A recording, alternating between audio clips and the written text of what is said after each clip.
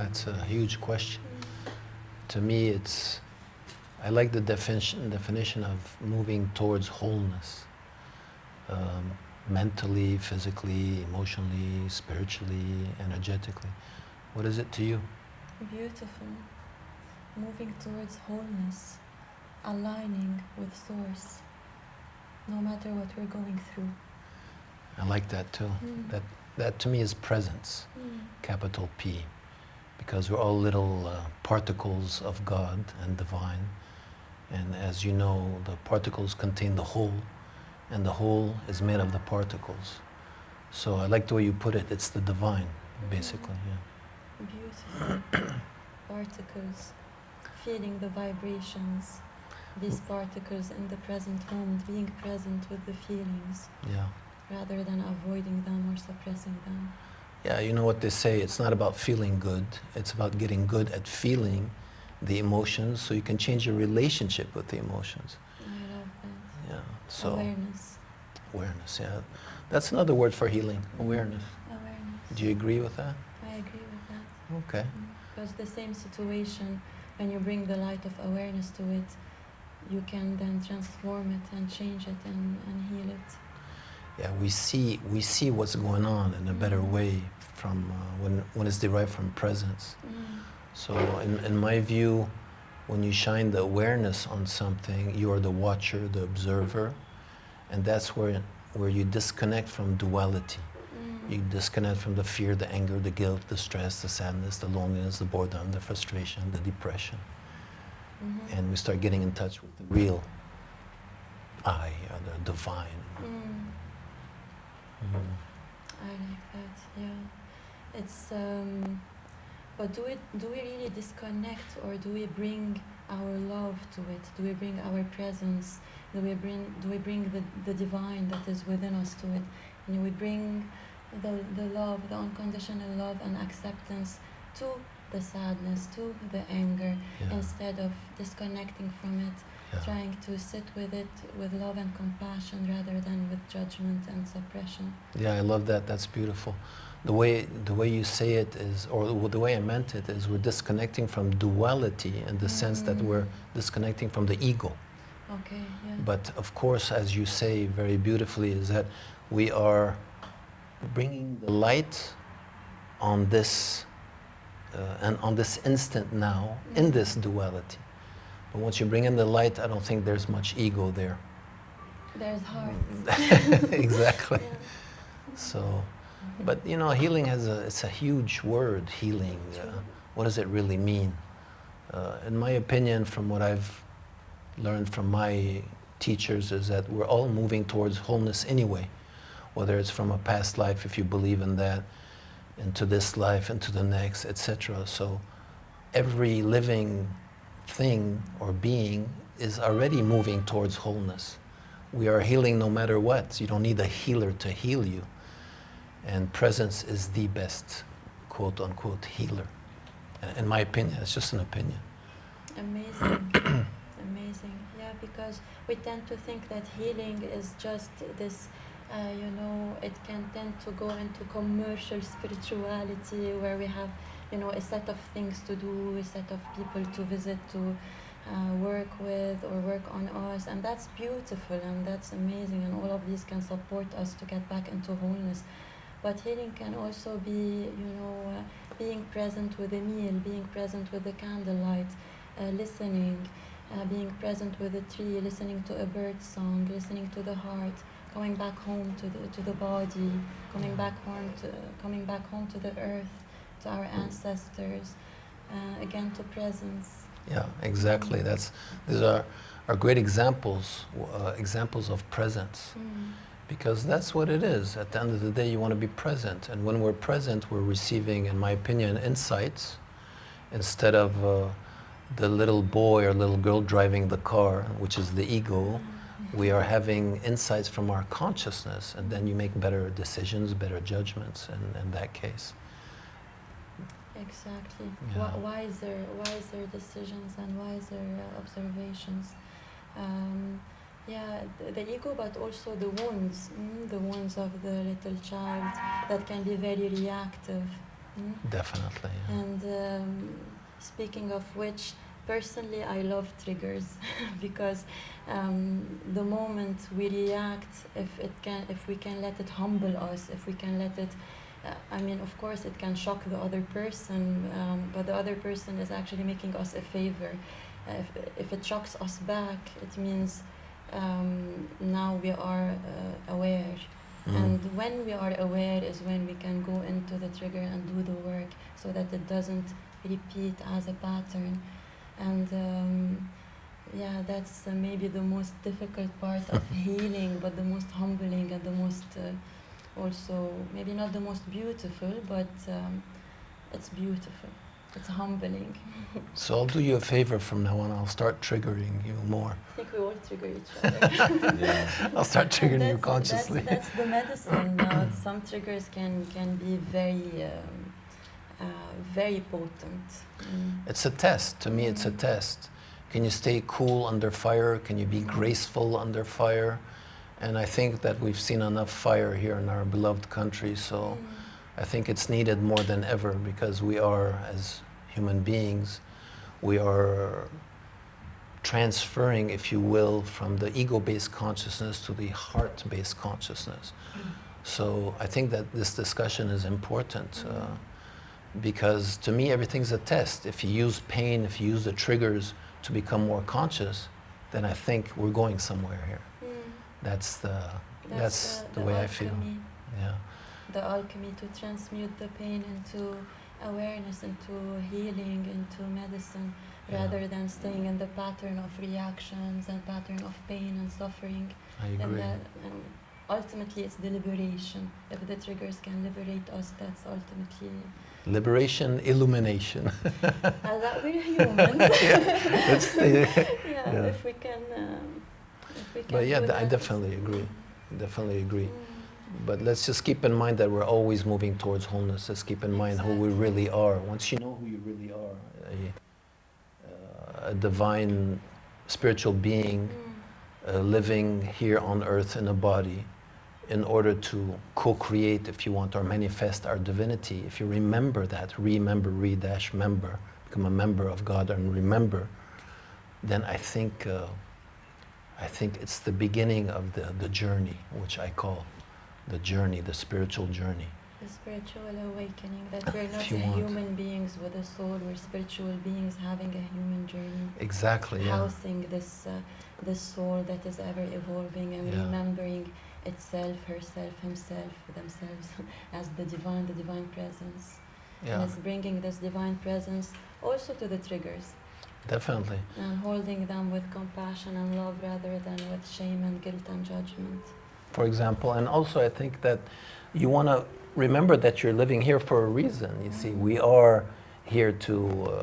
What's the reason? Well, again, to me, it might be different for you, but to me it's about co-creating and manifesting our divinity here and now. Beautiful. That's just the way I think about it, but I'm sure other people have different opinions. Co-creating and manifesting our reality. Our divinity, I would go even further. So, for example, you can do anything with love, you can do anything with joy, you can do anything in a peaceful way. That's the ultimate experience here on earth. For me, again, that's just an opinion. Co-creation, I love that word. We need to remember that as well, because we are not passive watchers or passive participants of life. We really co-create with the divine. And we're not either the only ones in control. That's ego when we think we're all, that's the surplus of ego. We need a certain amount of healthy ego, but we need to remember also to surrender to the divine and co-create with the divine. Yeah, I love that, because we are surrendering at the same time and co-creating. Another thing is, you know, some spiritual teachers don't teach about co-creating because we have too much karma to co-create. There's also that. It's like, hey, Marc, get rid of your karma and, you know, make your peace and center, and then maybe you can co-create a little bit. So some people have this notion that it's not yet that we're co-creating because we have so much karma still.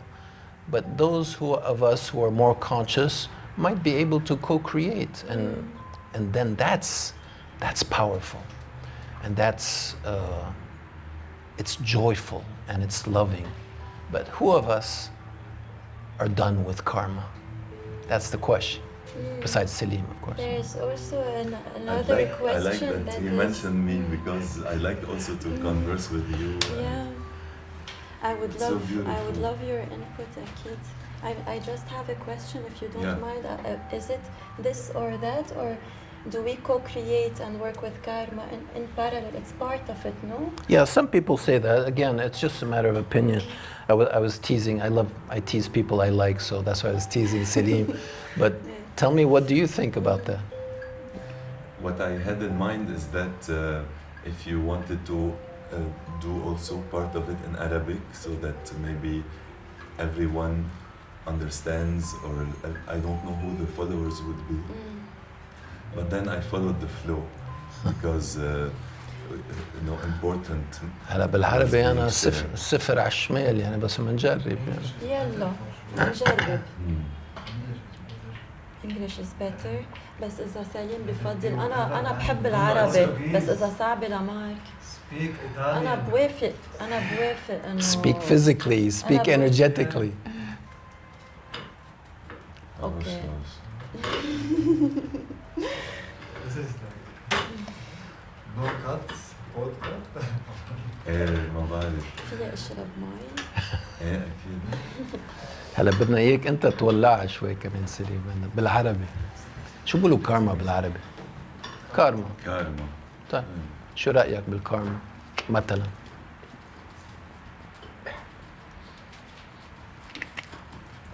غريب واحد يجيب هيك سؤال، لانه هل فعلا بعرف؟ يعني هيك اول شيء بحس. ايه.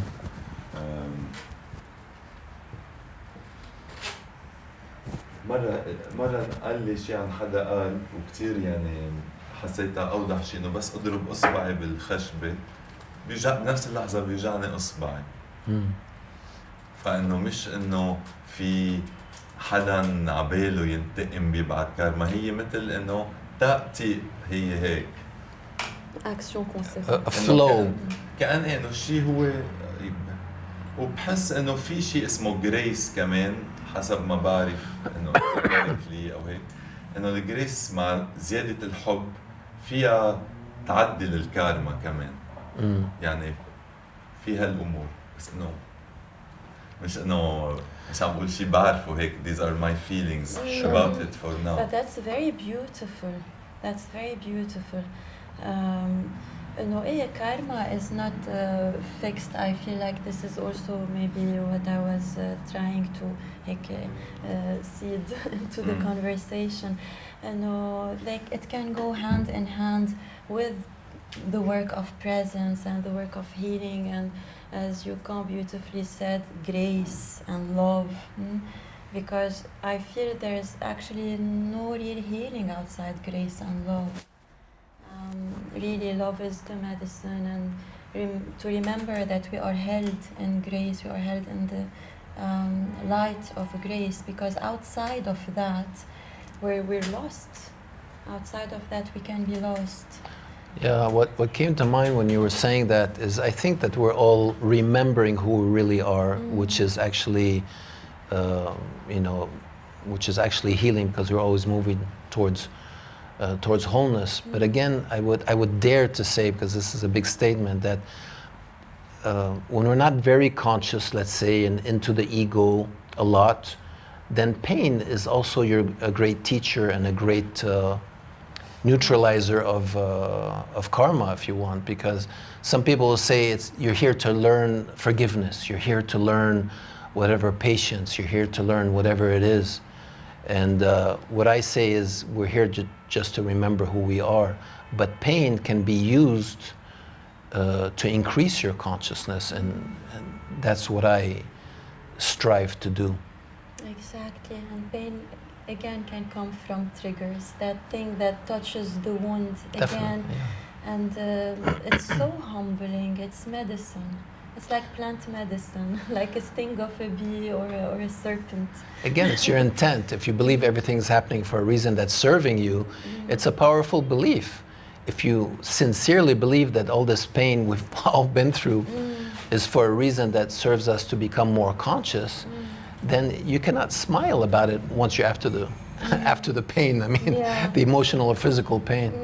So like to have the perspective of not being the victim, but of being served. Yeah, it's a gift. It's a gift. All this pain is a gift, believe it or not. But Beautiful. you know, you don't want to tell people who are dying, you know, or about this. But you know, I've died and come back, and I was in a lot of physical and emotional pain. And tell you the truth, when I was in it, I was saying, yeah, forget about all this Marc theories, وحكي, like they say in Arabic. But eventually, it did help me. It did help me become a better person in that sense. It did help me to connect with joy and love and peace and the values that spiritual teachers have been talking for centuries about. So just be present and enjoy, because I think that your level of presence is directly proportional to your level of joy, or your joy is directly proportional to your level of presence.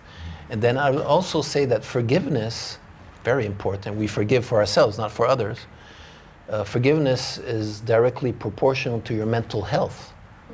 And it's very difficult to forgive people and to forgive yourself if you've hurt other people or if you've been through some harsh experiences, which all of us here have been through. اسم الله علينا نحن لبنان بلبل ملأنا بكتير. So this is the way I think, and it makes me feel good, it makes me stronger, it makes me forgive faster. It has made me a more joyful and serene person. So this talk is important for us to share. I love that you brought forgiveness in, because again, forgiveness is a matter of the heart, not of the controlling ego and who's right and who's wrong. It's really surrendering all that and coming back to the place of love, coming back to the heart, and understanding and being more aware in order to forgive. It's also a very humble feeling. And I love that you brought the subject of death, because life implies death and we're constantly in transformation. If we surrender to being transformed, that's also healing. Constantly shedding skins, constantly dying and having a new fresh life, which is growing towards wholeness, which is realigning with love, realigning with love, realigning with the divine. And a lot of times plant medicine kills us in the most beautiful and humbling of ways. It kills the ego.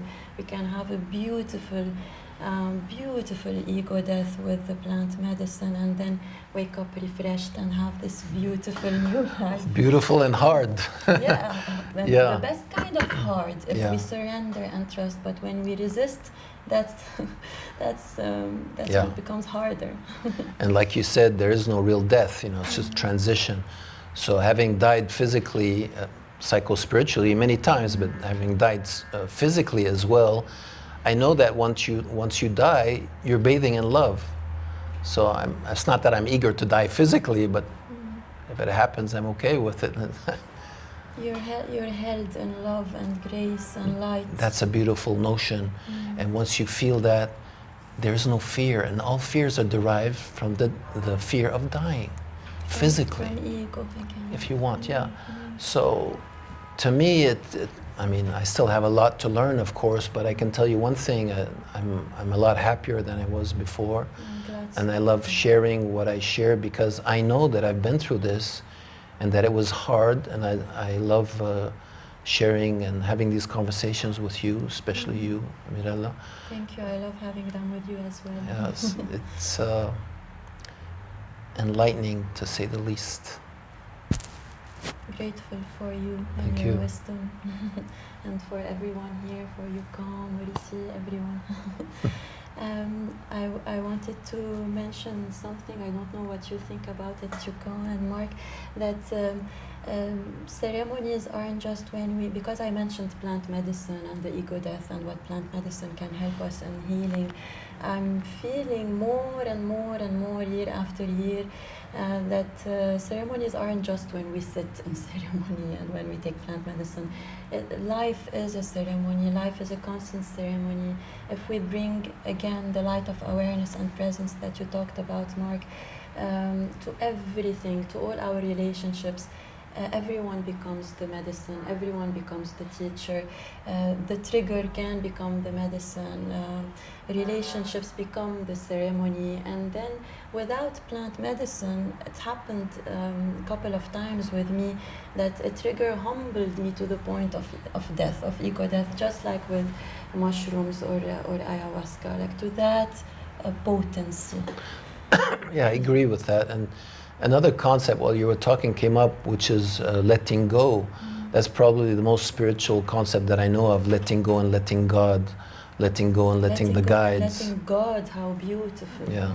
So I'm still working on that one. Letting go is a grace from God. It's like trying to taste your own tongue. So it's kind of difficult to do unless we ate toom and farouj mishwi. Cayenne pepper. Yeah, cayenne pepper. But letting go is probably what the plant medicine is teaching us most about, or breath work, or surrendering to a higher power, which we're part of. Again, and the more we resist, the more it backfires, even in life. Definitely. Yeah. And what causes evil is that control, that fear. The fear causes you to control, to want to control things, and control causes evil. And it's all about control and power. It causes stress also, it causes illnesses also on the long run, because it blocks the flow, it blocks the prana, the chi, the vibration that you talk about also. I haven't thought of it that way, but that's a good way of putting it. So that's the way I see it. So my advice to myself and to others is let go and let God. Let go and let God. Not ta'as-satr. How do you feel? I love let go and let God.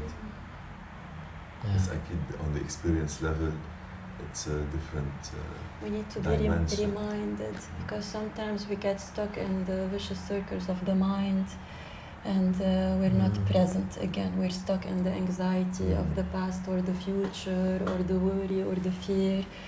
So it's a constant reminder to let go and let God, to realign. Yeah. Realign. I agree. So for some people, they're going to say, okay, you know, Marc, Mirella, and Salim are talking about these things. It's more difficult and practically down here on earth. But what I would say is that there is a technique. If you feel the vibrations in your hands or your body or your face, these vibrations are the aliveness of your cells. It's what gives your body life. Now, if you connect with that, so now I'm vibrating, maybe because I'm next to you or next to you, I'm vibrating, and I know that now it'd be very difficult for you to trigger me. Go ahead, try and trigger me a little bit. You don't listen. That's a good one. Okay. So, yeah, you see, it brought a smile to my face. I like that we laugh a lot. That's how we cope with everything. Yeah, that is very difficult medicine. and heavy. Humor. I love humor. So and with him, it flows effortlessly with Marc. With you too. Well, so if we connect to these vibrations and keep in mind that this is the divine that's giving your body life, it's life. Life equals God, if you want. Absolute love, absolute consciousness. The vibes vibrating out, your inner energy field is actually that. So look how lucky we are, in parenthesis. Just stay connected to the vibes and you'll make better decisions. And this is something practical for the people who are listening to us, because they tend to see, nazariyat, no, it's not theory, it's actually real and practical. That's very important. Thank you for giving a practical, pragmatic tool. Thank you. I have a question, because sometimes the vibes can be, for some people, anxiety-inducing or stressful. So I wonder, like personally, for me, sometimes, because I'm highly sensitive and because I feel, if someone is anxious, if someone is, so sometimes the vibes, sometimes the vibe don't really serve me. Sometimes I need to detach from the vibes and need to connect to the divine, need to connect maybe to prayer, need to connect to presence again, but not necessarily to the vibes. Maybe to be grateful for the meal that I have, to be grateful for this breath, to be grateful that there is water, to be grateful that I have beautiful friends like you around me and teachers around me like you. So I find vibes can be sometimes tricky, but going back to the heart,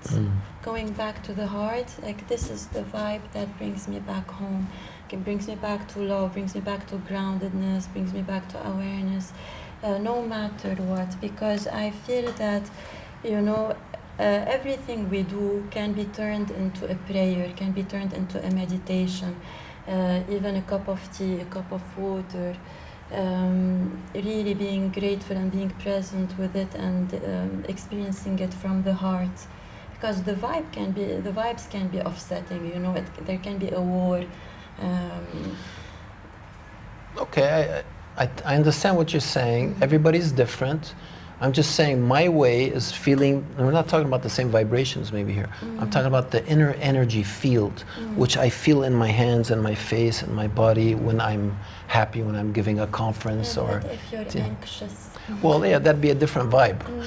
That's not the vibe I'm talking about, but I understand what you're saying. What you're saying might resonate with people, and what I'm saying might resonate with different type of people. All I'm saying is there's not one way. I feel both are, valid.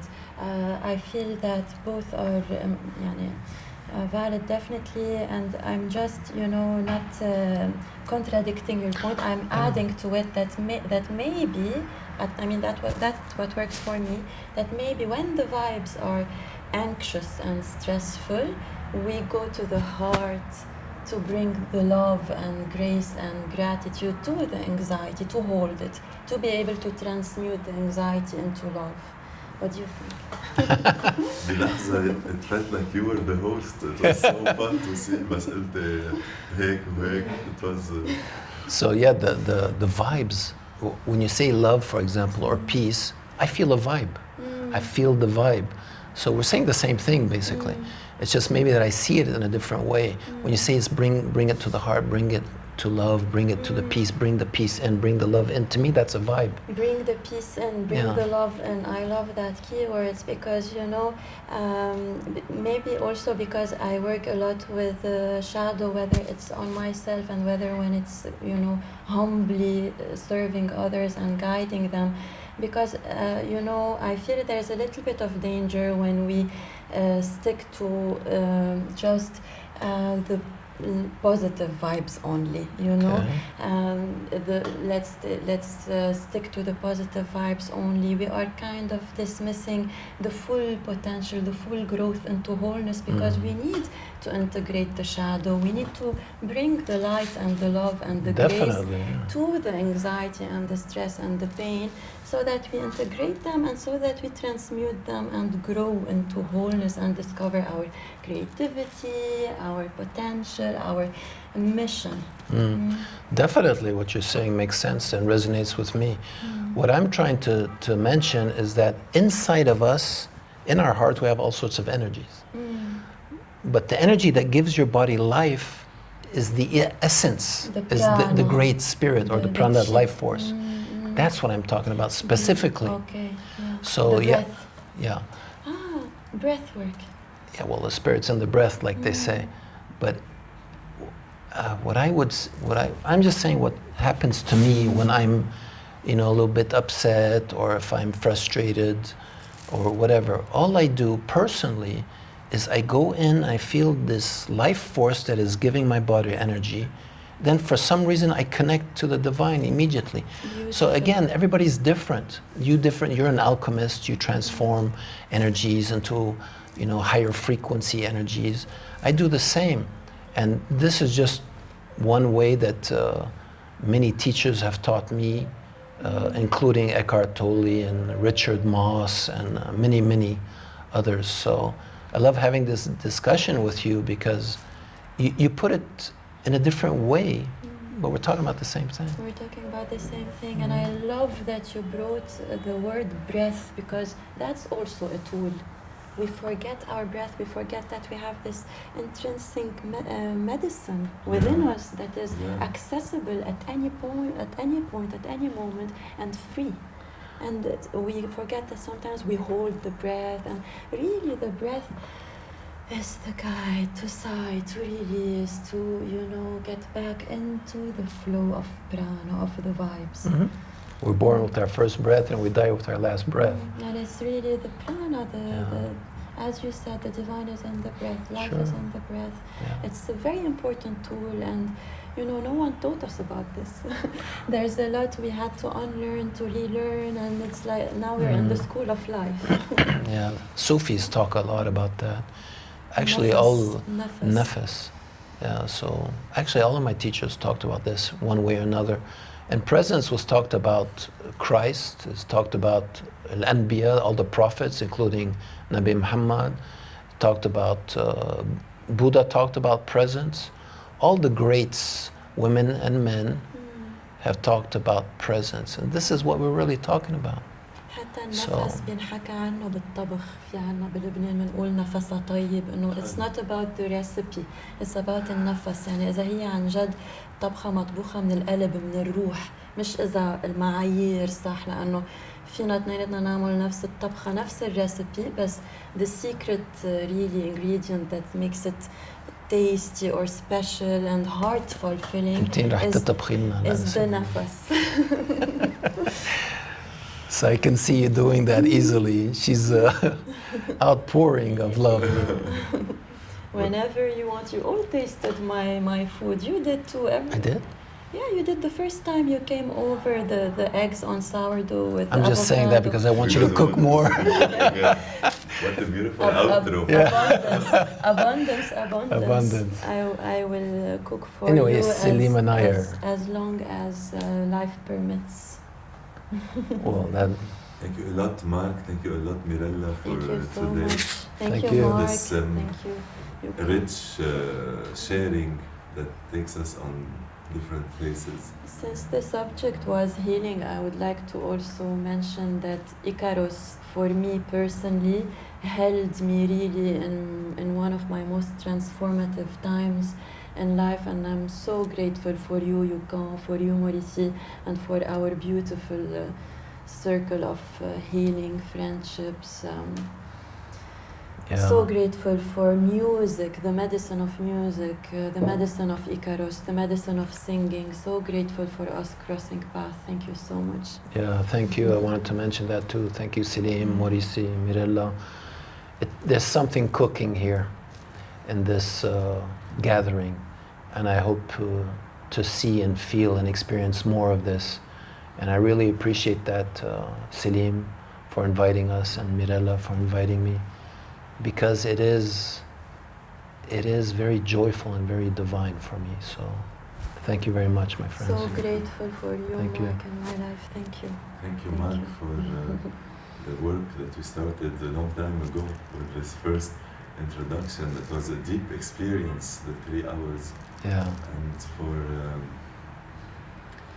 always re-meeting along the way, and all of us trying to open our hearts and be more loving and be more present. Well, it's a privilege.